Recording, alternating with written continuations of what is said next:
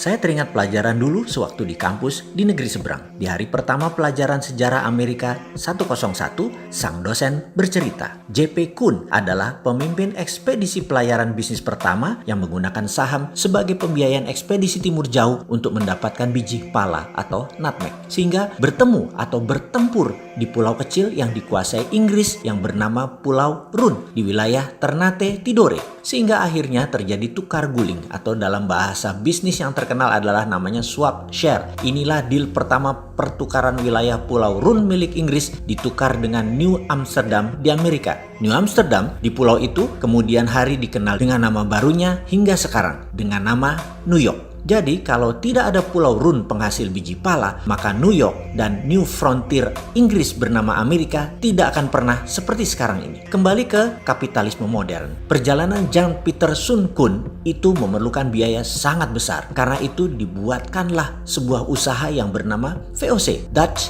East Indies Company, milik berbagai pengusaha Eropa berbasis di Belanda. Mengapa multi owners? Karena semakin banyak yang store saham, semakin kecil risiko yang ditanggung dalam perjalanan yang berbiaya sangat besar tersebut. Inilah asal muasal awal kapitalisme modern, yaitu modal bersama urun dana di bursa keuangan. Maaf, ini juga yang jadi alasan Santara lahir. Berdasar dua pengalaman sejarah, Colleganza Venezia dan VOC-nya Belanda. VOC adalah perusahaan pertama di dunia yang menjual stok atau sahamnya agar bisa dimiliki banyak pemodal secara masif. Karena itu, mereka terdiri dari pemilik 17 pemegang saham besar. Beda dengan Colleganza, pemegangnya orang kecil. Oke, nanti kita jelaskan lengkap di chapter khusus untuk Colleganza Venezia ini. VOC juga perusahaan pertama di dunia yang sahamnya dimiliki oleh multi-international owners. Ditambah dengan 21 tahun pemberian hak kelola spice, rempah, menjadikan VOC adalah perusahaan mega korporasi pertama di dunia. Hak yang utamanya adalah mengeksploitasi rempah Nusantara. VOC menjadi model pertama di dunia atas mega korporasi yang merubah dunia bisnis, dunia finansial, dunia saham, bursa efek, dunia sosiopolitik ekonomi, military political diplomasi, maritime exploration, dan penjajahan ekonomi oleh perusahaan global. Sengaja saya menuliskan panjang sejarah VOC ini agar bisa mengingatkan dari sejak awal Endos Nesos ini berdiri. Negara kepulauan terbesar di dunia ini adalah ditakdirkan sebagai global player. Banyak peristiwa besar yang membuat dunia seperti sekarang ini dilahirkan dan besar karena Indonesia. Juga mengingatkan bahwa Indonesia itu dijajah oleh VOC loh ya, dieksploitir secara ekonomi sumber daya alamnya. Kekuatan militer Hindia Belanda di setiap wilayah VOC yang membayar overheadnya bukan pemerintah kerajaan Belanda, tetapi swasta, yaitu VOC itu sendiri. Korporasi membayar power itu biasa. Lalu yang dibayar tadi juga tahu diri, yaitu agar langgeng VOC di negara jajahan sumber daya alam dan manusianya sampai habis, maka wilayah itu dilindungi dengan ketat oleh tentara. Samalah dengan Tiongkok, negaranya melindungi bisnisnya di negara lain. Pemerintah Amerika melindungi swastanya di Timur Tengah dan di seluruh dunia dengan 800 pangkalan, mulai dari pangkalan militer fisik yang terlihat hingga safe house. Mudah-mudahan pelajaran beginian bukan menyindir ketika ada pejabat miring ke salah satu karena dia tidak paham geostrategi negara lain. Maaf loh ya, maaf. Biasanya, ya kalau tidak paham, ya kaki tangan mereka. Wis, itu saja. Kembali ke VOC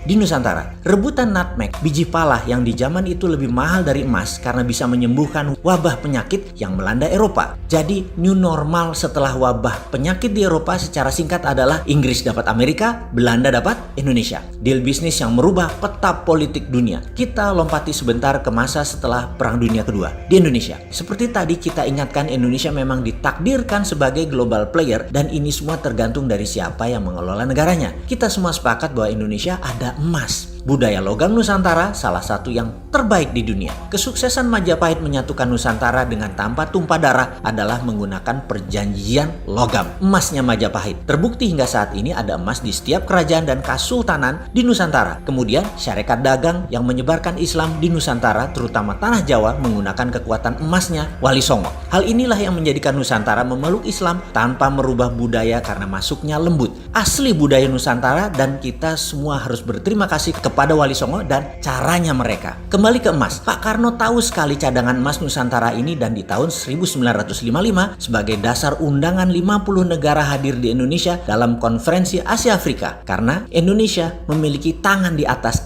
kekuatan emas tersebut. Cina, India, Pakistan, Mesir, Korea Utara, Kuba, semua tokoh revolusioner semua mengharap dukungan Indonesia. Bayangkan ada Nehru, Gamal Abdul Nasser, Zulfikar Ali Bhutto, Mao Zedong, dan legendaris dunia lainnya hadir di Bandung, kota kecil di negara yang baru 10 tahun merdeka. Karena apa? Itulah obor ala Indonesia, itulah IMF ala Indonesia. Presiden Soekarno tahu kekuatan sumber daya alam nasional. Kalau dijadikan jaminan untuk printing money, maka rupiah bisa lebih kuat dari dolar. Tapi sayang 1000 kali sayang, Pak Karno pemikir tunggal. Di bawahnya tidak siap karena cakar-cakaran kekuatan politik bermanuver, sehingga lupa mengelola tanah air tercinta dan membangun kekuatan pertahanan, terutama intelijen. Sungguh, membangun kekuatan politik dunia tanpa membangun kekuatan shadow, kita menjadi rapuh. Ketika CIA bergerak, kita tidak antisipasi. Langkah Soekarno adalah ancaman terhadap dolar. Dan terbukti 10 tahun kemudian CIA berhasil melakukan operasi clandestine menggulingkan Soekarno. Pak Karno menjadi sejarah. Kembali kita ulangi sekali lagi. Sepakat ya, Indonesia ini ditakdirkan memang untuk jadi global player. Kedepan kita harus perbaiki strategi bernegara dalam geostrategi antar negaranya. Inilah kekuatan yang harusnya saat ini diambil alih oleh pemerintah di saat gajah Cina Amerika bersih tegang. Sekarang dunia bergeser lagi peta politik dunia dengan adanya Thucydides trap antara Cina dan Amerika. Bener deh, kita tidak boleh terjebak obor Cina dan strategi keuangan ala IMF-nya Amerika. Kita harus bermain cantik di antara dua kekuatan. Sekedar mengingat,